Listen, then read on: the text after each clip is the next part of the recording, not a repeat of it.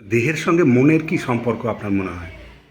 আসলে আমাদের ইন্দ্রিয় দিয়ে তো আমরা সব কিছু দেখে থাকি, পাঁচটা ইন্দ্রিয় দিয়ে। তো আমাদের ভেতরে একটা কম্পিউটার আছে, এটা ওপরওয়ালা দিয়েই পাঠিয়েছে। সেই কম্পিউটারকে আমরা এই নানা রকম করে আপডেট করি, সফটওয়্যার লোড করি, গুরুকরণ করে, বহু জিনিস দেখে শিখে পড়ে, তো মনোরম করে করে তৈরি হতে থাকে। তাতে এই কম্পিউটারের ভেতরে এক একজনের একরকম, কোনো একটা জিনিস দেখলে কারোর মনে খুব দুঃখ হয়, অন্যজন হয়তো ফ্ল্যাট থাকে, তার সেটা কমন। তাই বিষয়ে বলা যাবে না যে এটাই দুঃখ হতে পারে, ওটাই ভালো লাগতে পারে, বলা যাবে না। তো দেহ থেকে আমরা যেসব জিনিস রিসিভ করছি তার থেকে মন আমার ভালো হতে পারে, খারাপ হতে পারে। আবার মনে যদি আমরা ভালো, মনের ভেতরে ওয়েভগুলো ভাইবগুলো চলতে থাকে মনের মধ্যে, সেটা আবার শরীরকে ভালো করে। তো দুটোর পরিপূরক। আপনি যখন সঙ্গীত পরিবেশন করেন তার ঠিক পূর্ব মুহূর্তে নিজেকে কি করে কনসেন্ট্রেট করেন? আচ্ছা, আমাকে তো ফাংশন অর্গানাইজ করতে হয়, যেহেতু আমার ট্রাস্ট আছে, আমরা প্রোগ্রাম করি। কিছু কিছু প্রোগ্রাম এমন থাকে যেখানে আর্টিস্ট গান গাওয়ার পরে আমারও গান গাইবার ব্যাপার আছে।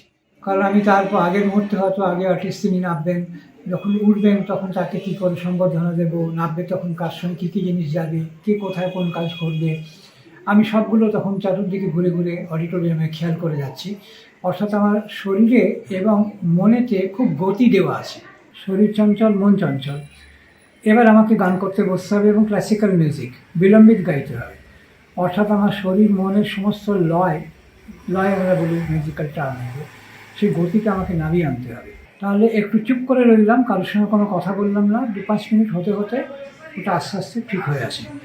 ডায়াসে উঠলাম, যন্ত্রগুলো বাঁধা হচ্ছে, আর কোনো দিকে মন আর দিলাম না, দিয়ে ধীরে ধীরে কাম ডাউন করে আমি আমার গানটাকে ধরলাম এবং একটা গতি, যে গতি চাইছি সেই গতিটায় আমি গানটাকে ধরলাম। ধরে যখন প্রথম আবর্তটা বেরিয়ে গেল, গতিটা ঠিক আছে, ব্যাস তারপর আর কিছু লাগে না, এবার আমি ওর মধ্যে চলে এসেছি।